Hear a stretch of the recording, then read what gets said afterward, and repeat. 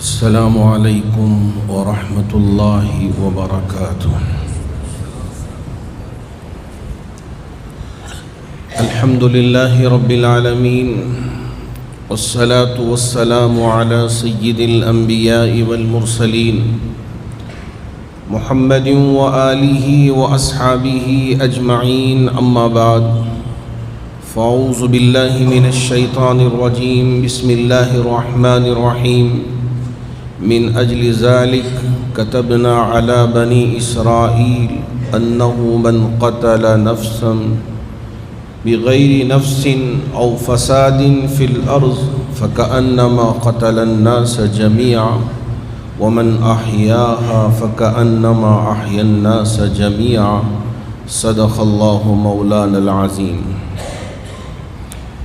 بزرگان محترم، اللہ رب ذوالجلال نے جو کتاب قرآن مجید ہمارے لیے عطا فرمایا ہے، اس میں ہمارے لیے ہدایت بھی ہے اور زندگی گزارنے کا طور و طریقہ بھی ہے، اور انسانیت کی حفاظت کے لیے احکامات بھی بیان کیے گئے ہیں، اور قیامت تک آنے والی جو ضروریات ہوں گی اور جو ہمارے لیے اس کے استعمال کی گنجائش ہے یا نہیں ہے، اگر ہم جستجو کریں، تلاش کریں تو اس کا بھی حل ہمارے لیے مل جائے گا۔ کسی اور جگہ جانے کی ضرورت نہیں ہے، کسی اور جگہ جوابات کو ڈھونڈنے کی ضرورت نہیں ہے۔ اور ایسے ہی میرے نبی تاجدار مدینہ احمد مصطفیٰ محمد مجتبیٰ صلی اللہ علیہ وسلم کی حیات طیبہ اور آپ کے افعال اور آپ کے اقوال جو احادیث کی شکل میں ہمارے سامنے موجود ہیں، اگر ہم اسے پڑھ لیتے ہیں تو اس میں چار چاند لگ جائیں گے اور ہماری زندگی بہتر سے بہتر ہو سکتی ہے۔ اگر ہم اسے چھوڑ کر کہیں اور تلاش کرنے کی کوشش کریں، سوائے گمراہی کے کچھ اور چیز ہاتھ نہیں لگے گی، اور ہم غلط راستے پر جانے کے علاوہ کہیں اور جانے والے نہیں بنیں گے۔ اس وجہ سے ہم اور آپ ہمارے لیے یقینی بنائیں، وَاعْتَصِمُوا بِحَبْلِ اللَّهِ جَمِيعًا وَلَا تَفَرَّقُوا، ہم اللہ کی اس رسی قرآن مجید کو مضبوطی سے تھامے رکھیں گے اور اللہ کے رسول علیہ السلام کے بتائے ہوئے طریقے پر عمل کر کے اپنی زندگی کو یہاں بھی کامیاب بنا دیں گے اور آخرت میں بھی سرخرو ہو کر کامیاب ہو جائیں گے۔ اللہ رب ذوالجلال نے قرآن مجید میں بنی اسرائیل کے حالات ذکر کرتے ہوئے ارشاد فرمایا، من اجل ذالک کتبنا علی بنی اسرائیل، ہم نے بنی اسرائیل پر یہ فرض کیا اور یہ بات عائد کر دیا، انہ من قتل نفسا بغیر نفس او فساد فی الارض فکأنما قتل الناس جميعا۔ یاد رکھیں کہ اگر کوئی شخص جان بوجھ کر کسی اور شخص کا خون بہا دیتا ہے تو وہ اس کے بارے میں میرے رب نے یوں بیان کر دیا کہ پوری انسانیت کا قتل ہوگا۔ ایک انسان کو جان بوجھ کر مار دیتا ہے تو پوری انسانیت کو مار دینے کے مترادف ہے، برابر ہے۔ کیوں رب نے یوں کہا؟ اس کی تفسیر میں اگر پڑھا جائے تو وہ واقعہ لکھا گیا ہے کہ بنی اسرائیل میں ایک شخص عامیل نامی تھا، بڑا مالدار تھا۔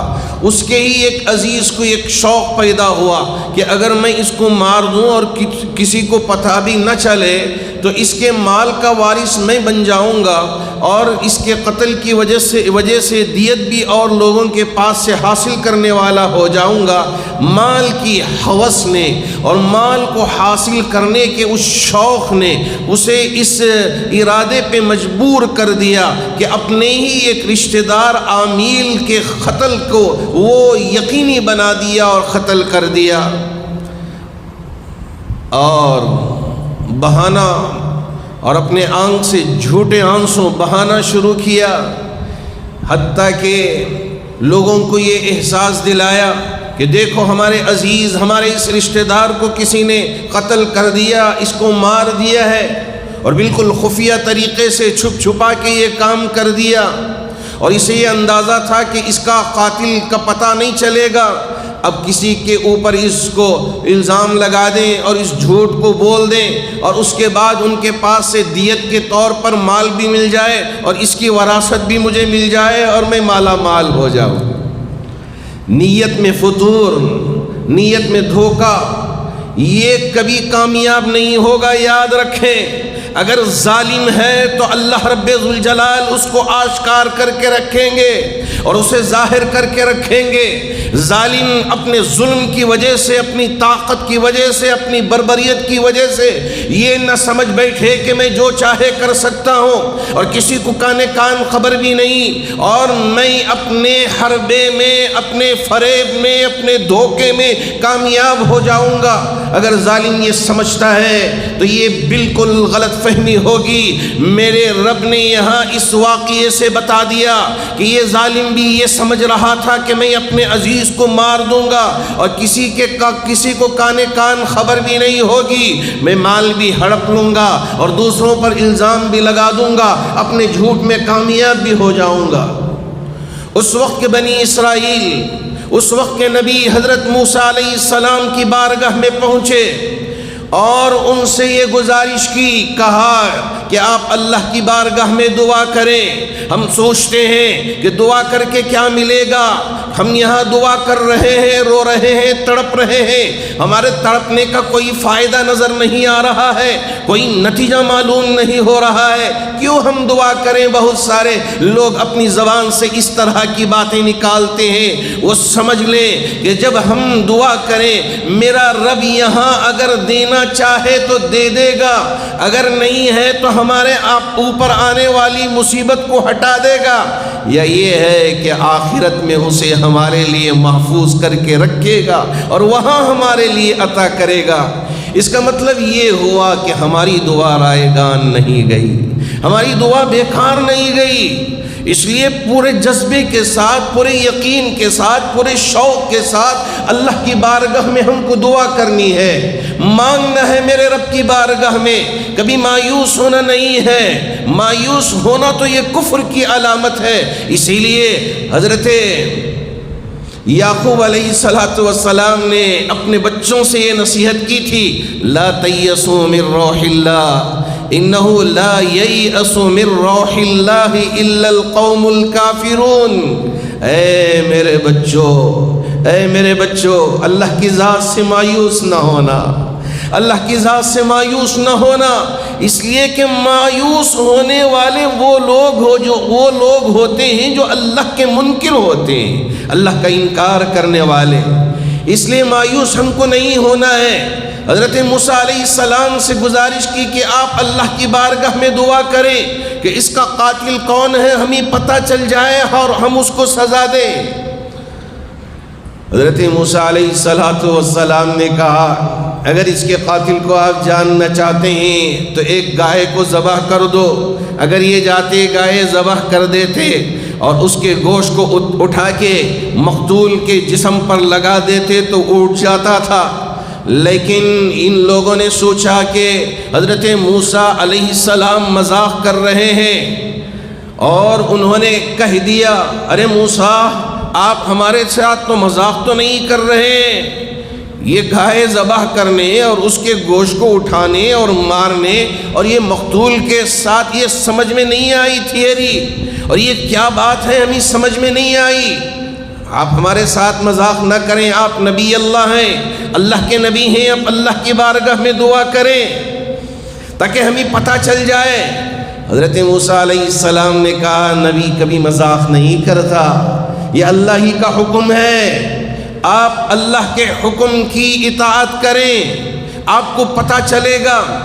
اب ان کو یقین ہو گیا کہ حضرت موسیٰ علیہ السلام مذاق نہیں کر رہے۔ اب انہوں نے سوال کیا ذرا بتا دیں کہ گائے ہو تو کیسی ہو؟ ارے ذبح کر دیتے کام ہو جاتا تھا، لیکن سوالات کبھی مشکلات میں ڈال دیتے ہیں۔ اب یہاں سوال کرنا شروع کیا۔ حضرت موسیٰ نے حضرت جبرائیل امین کے ذریعے یا اللہ نے خود آپ کو بتا دیا، اس لیے کہ آپ تو کلیم اللہ تھے، لوگوں سے کہا نہ بالکل بچہ ہو نہ بوڑھی ہو بلکہ جوان ہو، ایسی گائے کو اللہ کی راہ میں ذبح کریں۔ پھر انہوں نے پوچھا اور ذرا اس کا رنگ بھی بتا دیں، تو اللہ رب ذوالجلال نے اس کی بھی وضاحت کر دی کہ دیکھو اس کا رنگ یہ ہو کہ اس میں ایک بھی نشان نہ ہو اور بالکل صاف ستھری ہو اور بالکل بیمار سی نہ ہو، تندرست ہو۔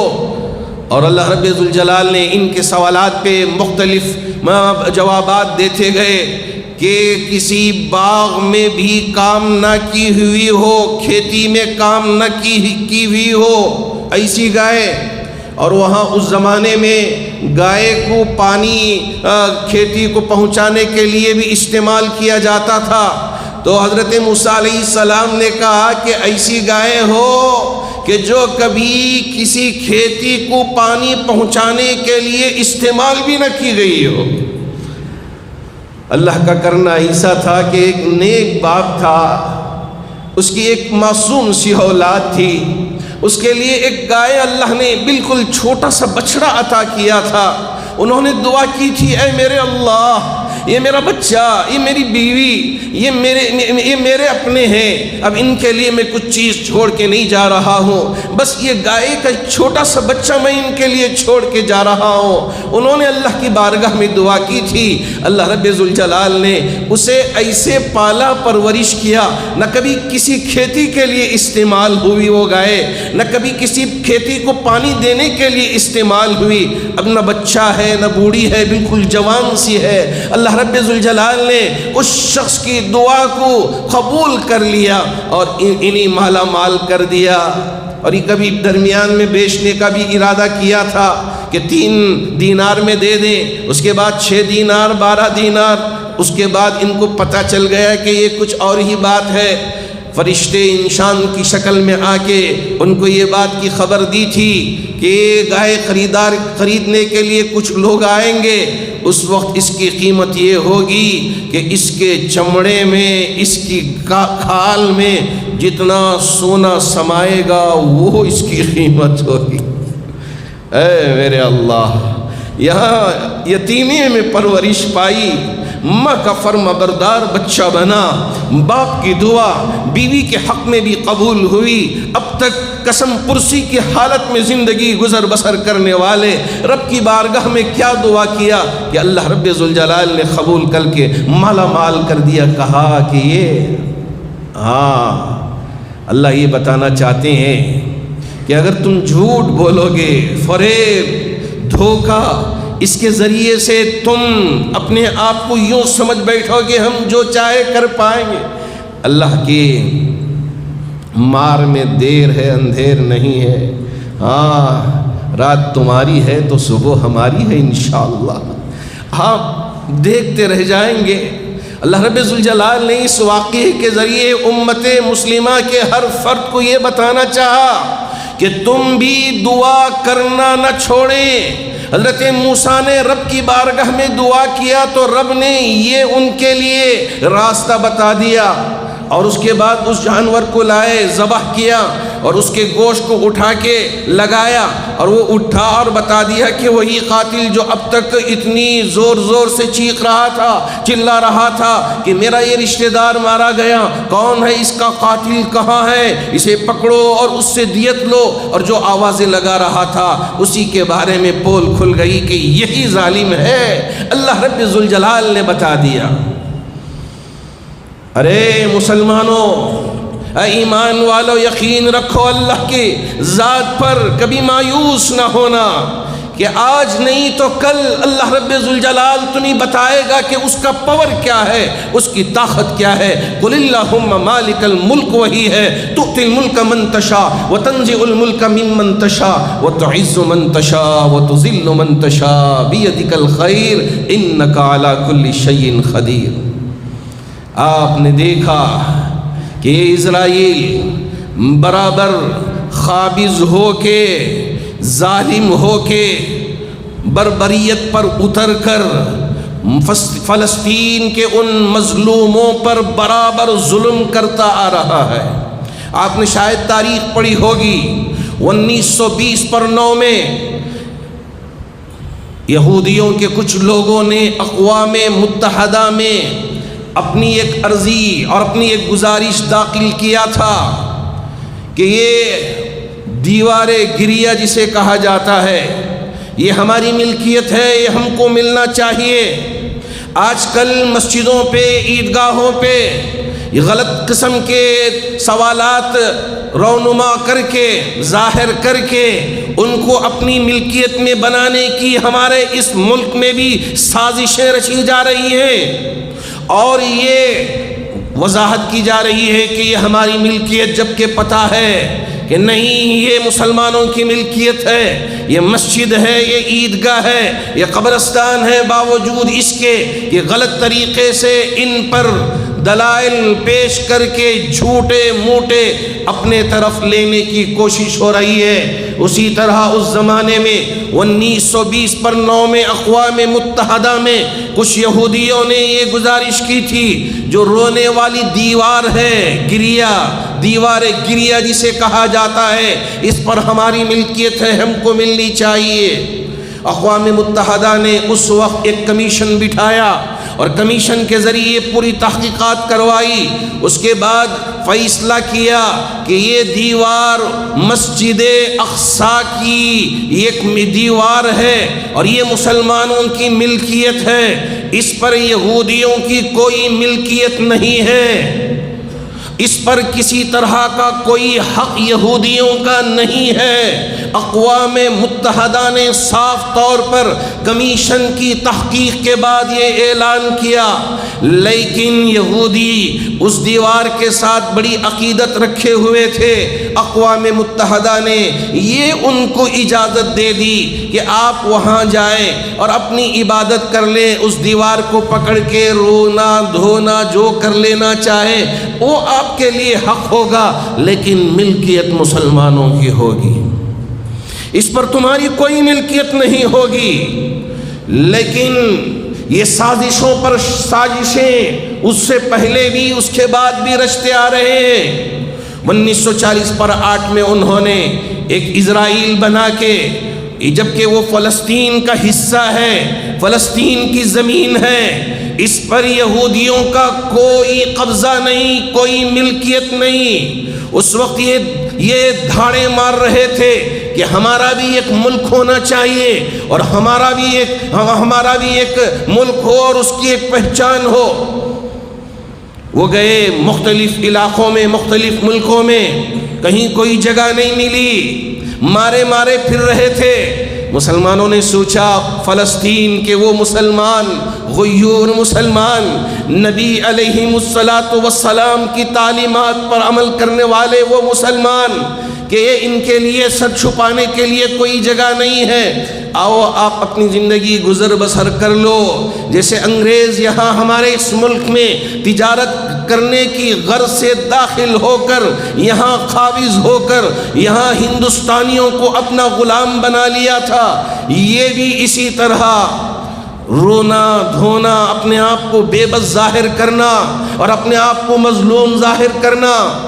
جو مسلمان ان کی اس مظلومیت اور ان کی اس بے بسی پر ترس کھا کے کہا آؤ یہاں سر چھپا لو، رہ جاؤ، زندگی گزر بسر کر لو، اب انہوں نے اس فراغ دلی کو، اس رحم دلی کو یہ سمجھ گئے کہ ہم یہیں کے باشندے ہیں، یہی ہماری ملکیت ہے، اب یہاں جو مسلمان آباد ہیں ان کو نکال پھینکیں گے۔ پوری دنیا کے یہودیوں کو آواز دینے لگے کہ آپ آؤ یہاں بس جاؤ، یہ تمہارا ملک بنے گا، یہ تمہاری پہچان بنے گی۔ حتیٰ کہ بیت المقدس، القدس بھی اسے کہا جاتا ہے، بیت المقدس یہ شہر ہے، اسے اب ان کے پاس اس وقت جو صدر مقام ہے وہ تل ابیب ہے، ان کا صدر مقام تل ابیب ہے، اب اسے چھوڑ کر بیت المقدس کو یہ اپنا صدر مقام بنا کر مسجد اقصی جو مسلمانوں کی ملکیت میں ہے اسے اپنے حصے میں لے کر مسلمانوں کو وہاں سے نکالنے کی سازشیں رچ رہے ہیں۔ اس وجہ سے اس دور سے لے کر اب تک برابر مسلمانوں پہ ظلم ڈھاتے آ رہے ہیں۔ یہ مظلوم فلسطین، جی ہاں یہ بے بس، جن کے پاس نہ کوئی ہتھیار ہے نہ کوئی طاقت ہے، بس بلکہ صرف ایک طاقت ہے، وہ ایمانی طاقت ہے۔ اس وجہ سے وہ ان سے ہاتھ پائی کر رہے ہیں، وہ بم گراتے تھے، یہ پتھر پھینکتے تھے، یہ حال تھا ان کا، لیکن ڈٹے رہے اور ان کا جواب برابر دیتے رہے، اور دوسرے ممالک ان کی پناہ پشت کر کے ان کو مضبوط کرنے کی کوشش کرتے رہے، اور یہ بتانے لگے کہ ایک بہت پاورفل طاقتور یہ ملک ہے، ان کے پاس آئرن ڈوم ہے، ان کے پاس موساد ہے، اور پورے ورلڈ کی سب سے بہترین انٹیلیجنس ہے اور سب سے بہترین ہتھیاروں والا ملک ہے۔ اللہ رب ذوالجلال نے بتا دیا کہ دیکھو تمہاری کوئی حیثیت نہیں ہے، اور تمہاری کوئی وہ اپنے آپ کو سپر پاور بتانے والے تمہاری کوئی طاقت نہیں ہے، بالکل چھوٹے لوگوں کے سامنے تم ڈھیر ہو گئے، تمہاری یہی طاقت ہے، تمہارا یہی یہ ہے۔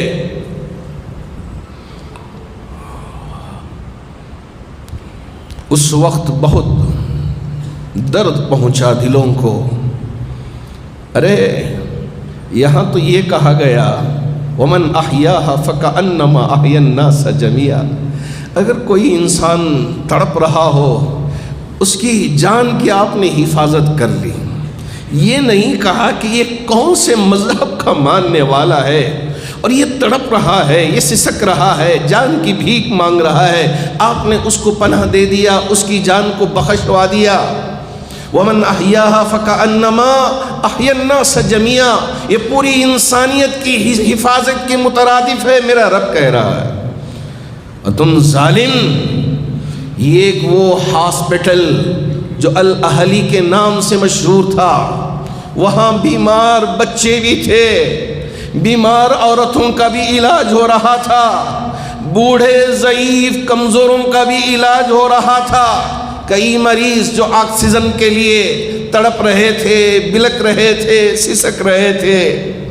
اس ظالم نے اس ہاسپٹل پر بمباری کر کے، جھوٹ بول کے کہ انہی کا ایک بم مس ہو کے اس پر گر گیا، ہم نے نہیں کیا، جھوٹ بولا، جبکہ سارا عالم جانتا ہے، سارے لوگ جانتے ہیں کہ یہ اس ظالم کا ہی کام ہے، کسی اور کا کام نہیں ہے، ظالم کا ہی کام ہے کہ ان ظالموں نے اس ہاسپٹل پر بم گرا کر وہاں علاج پانے والے بیماروں، مریضوں، کمزوروں پر اپنی طاقت دکھا کے دنیا کو کیا بتانا چاہا، ہمیں پتہ نہیں، ہمیں سمجھ میں نہیں آیا۔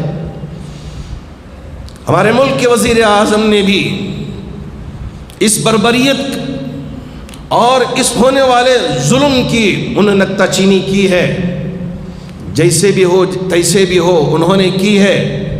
جی ہاں،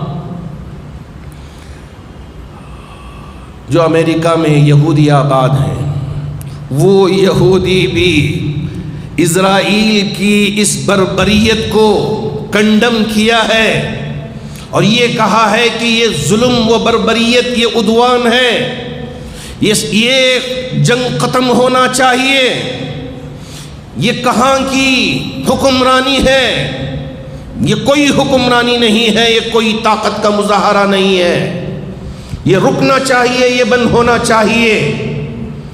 اور اسی طرح عالم کی جو دوسری برادری ہے، دوسرے مذہب کے ماننے والے ہیں، وہ بھی اٹھ کھڑے ہو کر بیان دینے پہ مجبور ہو گئے ہیں کہ یہ ظالم کیسا ہے کہ اس کو ہاسپٹل میں علاج کرانے والے مریض بھی نظر نہیں آئے، ان پر بھی بم گرا کر ان کی بھی جان لینے پر تلا ہوا ہے۔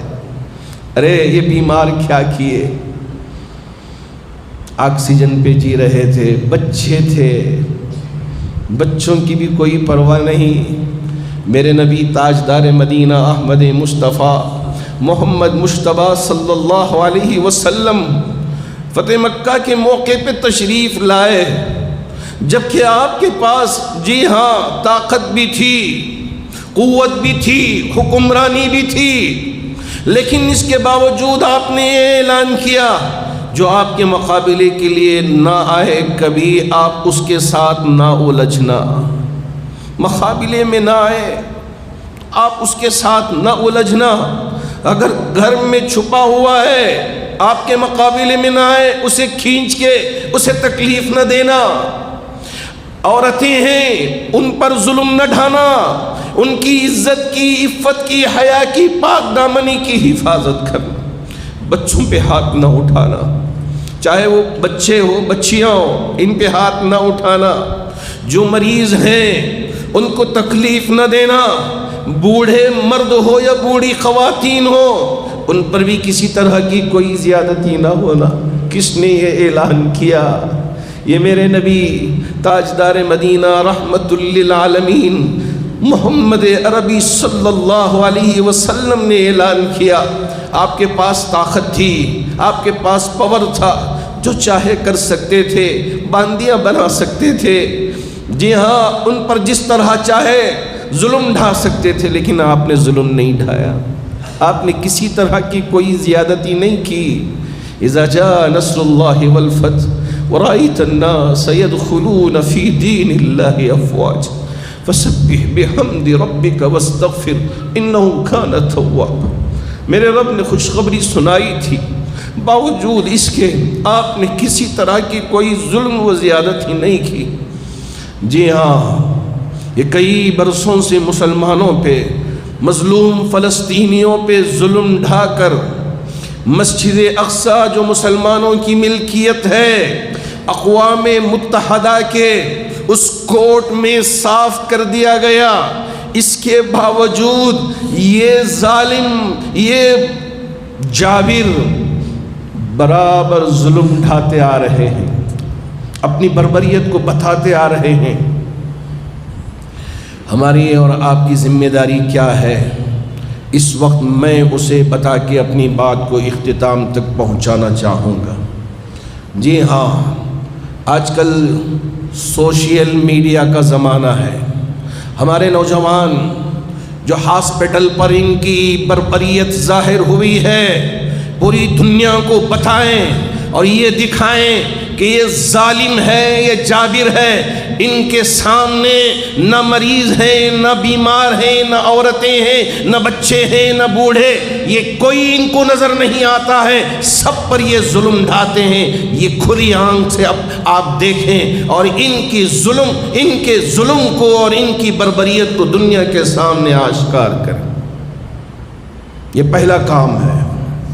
اور دوسری ذمہ داری یہ ہے کہ تہجد کے وقت میں نوجوان بھی، میری مائیں بھی، میری بیٹیاں بھی، میری بہنیں بھی، اور ہمارے بوڑھے بھی، ہمارے بچے بھی تہجد کی پابندی کریں، اٹھیں اور دعا کا اہتمام کریں۔ رات کی تاریکی میں جب سب سوئے ہوئے ہوں اور ساری تاریکی چھائی ہوئی ہو اور آپ رب کی بارگاہ میں اٹھ کر کھڑے ہو کر دعا کریں، اے میرے رب تیری مدد سے ہم بچ سکتے ہیں، تیرا ہی ایک سہارا ہے۔ آپ نے ہمارے نبی کی اس وقت مدد کی جبکہ بدر میں کوئی ساتھ دینے والا نہیں تھا، آپ نے اپنے فرشتوں کے ذریعے محبوب نبی کی اور حضرات صحابہ کی آپ نے مدد کی۔ ہاں، بعض صحابہ نے بھی قربانی دی، اپنی جان کا نذرانہ پیش کیا۔ اور اسی طرح غزوہ احد میں بھی اللہ رب ذوالجلال نے نبی کی مدد کی۔ اے اللہ بس ہمارے اندر اخلاص پیدا فرما دے، ہم اپنے آپ کو گناہوں سے بچا لیں، غلط کاموں سے بچا لیں، اور اللہ کی طرف متوجہ ہو کے رات کی تاریکی میں بھی دعا کا اہتمام کریں۔ اور ائمہ خاص طور پر فجر کی نماز میں دعا کا اہتمام کریں، قنوت نازلے کا اہتمام کریں۔ اور آج کی جمعہ میں خاص طور پر اس لیے کہ میرے نبی سے ثابت ہے کہ کبھی آپ کھڑے ہو کے دعا کرتے، کبھی بیٹھ کے دعا کرتے، کبھی پہلو پہ دعا کرتے۔ اللہ کے رسول علیہ السلام جب چھپر میں تھے، کہاں؟ بدر کے اس میدان میں آپ کے لیے ایک اونچائی پہ چھپر بنایا گیا تھا۔ حضرت ابوبکر صدیق رضی اللہ تعالیٰ عنہ پردہ ہٹا کے دیکھتے ہیں کہ کیا کر رہے ہیں میرے سرتاج، میرے نبی، میرے محبوب کیا کر رہے ہیں۔ قسم ہے میرے اللہ کی، حضرت ابو بکر نے ذکر کیا کہ جب بھی پردہ ہٹا تھا میرے نبی رب کی بارگاہ میں دعا میں رہتے، کبھی کھڑے ہو کے دعا کر رہے تھے، کبھی رکوع میں تو کبھی سجدے میں، کبھی بیٹھ کے دعا میں مصروف تھے، پوری رات دعا میں گزارتے۔ آج ہم نے بھی ارادہ کیا ہے کہ جمعے کی نماز سے فارغ ہونے کے بعد بیٹھ کے نہیں، کھڑے ہو کے دعا کریں گے انشاءاللہ۔ اور جن احباب میں طاقت نہیں ہے، ضعیف ہیں، کمزور ہیں یا بیمار ہیں، ہم ان سے گزارش کریں گے کہ آپ جیسے بیٹھ سکتے ہیں ویسے بیٹھیں، کھڑے ہونے کی آپ کو ضرورت نہیں ہے۔ جن نوجوانوں میں طاقت ہے وہ برائے مہربانی کھڑے ہوں، آج اللہ کی بارگاہ میں ہم سب مل کے دعا کریں تاکہ یہ جنگ رکے، یہ انسانیت کا جو خون ہو رہا ہے، یہ خون کی ہولی کھیلی جا رہی ہے، یہ رکے، اس پر بریک لگے۔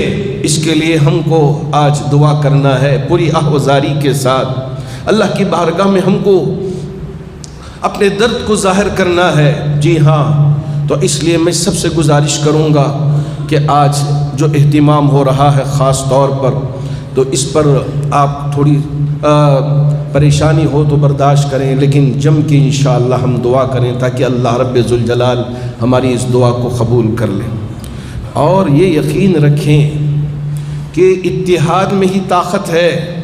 جب ہمارے اس ملک میں آل انڈیا مسلم پرسنل لا بورڈ کو ترتیب دیا جا رہا تھا، اس وقت امام احمد رضا خان بریلوی رحمہ اللہ، ان کے خلیفہ جبل پور میں تھے یوسف رضا، تو ان کو بھی خط لکھا تھا حضرت منت اللہ رحمانی رحمت اللہ علیہ، حضرت قاری طیب صاحب رحمت اللہ علیہ جو دارالعلوم دیوبند کے بانی میں سے ہیں، انہوں نے خط لکھا کہ اس وقت امت بکھری ہوئی ہے، اگر ہم ٹکڑیوں میں بٹے رہیں ظالم ہم کو رون کے رکھ دے گا، ہم کو جڑنے کا اور ہم کو ایک ہونے کا وقت آ گیا ہے، آپ جڑ جائے۔ 2-3 خط لکھنے کے باوجود حضرت یوسف رضا یہ ایک جواب میں نہیں دیے جبل پور سے، تو دونوں بزرگوں نے دارالعلوم دیوبند سے اور اسی طرح حضرت منت اللہ رحمانی مونگیر سے وہاں پہنچے جبل پور، اور اس وقت ان کی ایک مجلس چل رہی تھی، وہ مجلس میں شریک ہو گئے۔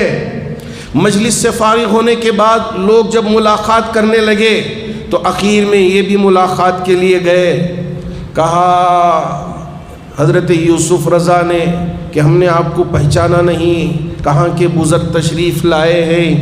تو ان دونوں بزرگوں نے اپنا تعارف کرایا کہ میں منت اللہ رحمانی مونگیر سے آیا ہوں، اور یہ قاری طیب قاسمی دیوبند سے آئے ہیں۔ یہ دونوں بزرگ آپ کی خدمت میں حاضر ہوئے ہیں، ایک گزارش لے کے 2-3 خطوط ہم نے روانہ کیا تھا، اس کا جواب آپ نے نہیں دیا، اس کا جواب آپ نے نہیں دیا۔ حضرت قاری طیب صاحب رحمت اللہ علیہ نے اپنی ٹوپی سر سے اتار کے ان کے قدموں میں رکھ دیا، ان کے قدموں میں رکھ دیا۔ کہا کہ آج امت کی ایک ہونے کا وقت آ گیا ہے، امت کے بٹنے کا وقت نہیں ہے۔ ہم ایک ہو کے دشمنوں کو جواب دیں تو جب چاہ کر ہی دشمن کو سمجھ میں آئے گا کہ امت واحدہ کیا ہے، امت محمد کی طاقت کیا ہے۔ انہوں نے فوراً ان کی ٹوپی کو اٹھایا، کہا اس کی ضرورت نہیں ہے، آپ اسے اپنے سر پہ رکھیں۔ کہا کہ میری عزت آپ کے حوالے ہے، میری عزت آپ کے حوالے ہے۔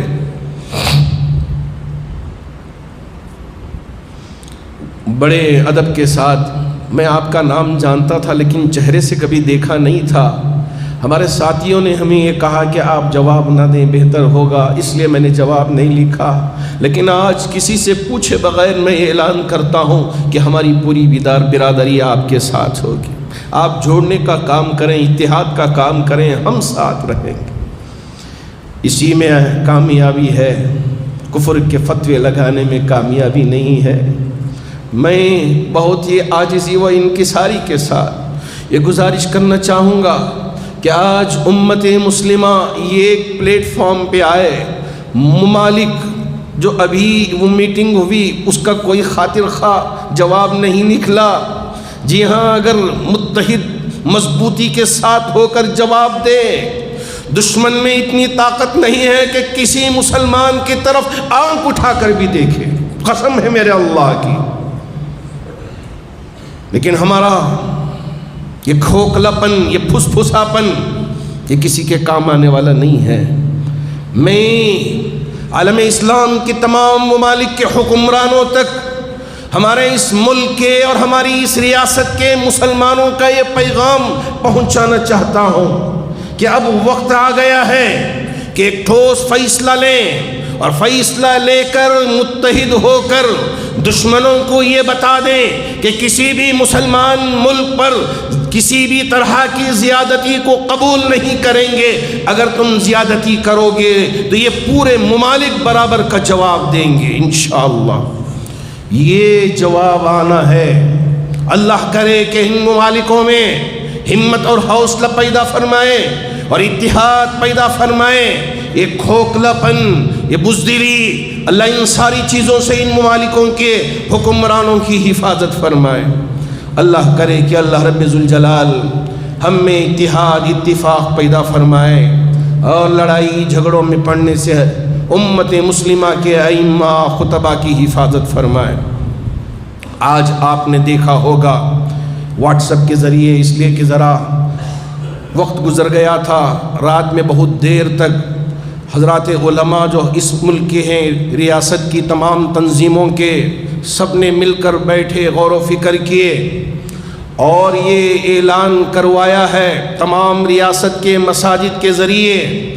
آج کے اس لیٹر میں آپ دیکھیں، حضرت امیر شریعت سے لے کر تمام تنظیموں، جماعتوں کے علماء، عمائدین کا نام ہے، سب کے طرف سے یہ اعلان کیا گیا ہے کہ جو اس وقت فلسطین میں ہو رہا ہے اس کی ہم سب پرزور الفاظ میں مذمت بیان کرتے ہیں، پرزور الفاظ میں مذمت بیان کرتے ہیں، اور اس سے یہ کہتے ہیں کہ وہ اپنی ظالمیت سے رک جائے، اپنی جارحیت سے رک جائے، اپنی بربریت سے رک جائے، باز آ جائے، ورنہ اللہ کا غضب تجھ پر ایسے ٹوٹ پڑے گا، دنیا دیکھتی رہ جائے گی کہ ظالموں تمہارا حشر کیسے ہوگا۔ اس سے پہلے بھی فرعون کا حشر ہوا ہے، شداد کا حشر ہوا ہے، نمرود کا حشر ہوا ہے، وہ بھی اپنے آپ کو بڑا حاکم سمجھ رہے تھے، بڑے ظالم سمجھ رہے تھے،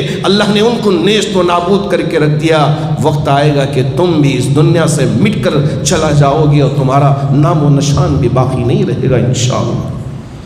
اللہ کرے کہ اللہ رب ذوالجلال یہ جو تمام اکابرین کے طرف سے یہ اعلان ہوا ہے، ہماری اس آواز کو ان تک پہنچا دے اور اس ظلم سے وہ باز آ جائیں۔ اللہ مظلوم فلسطینیوں کی حفاظت فرمائے اور ہر قسم کے شر سے حفاظت فرمائے۔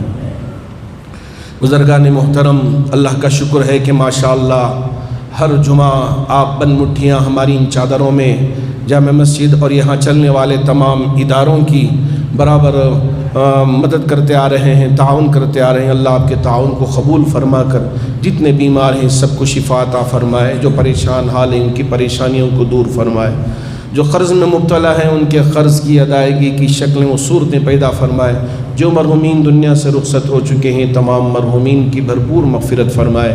آمین۔ وآخر دعوانا ان الحمد للہ رب العالمین۔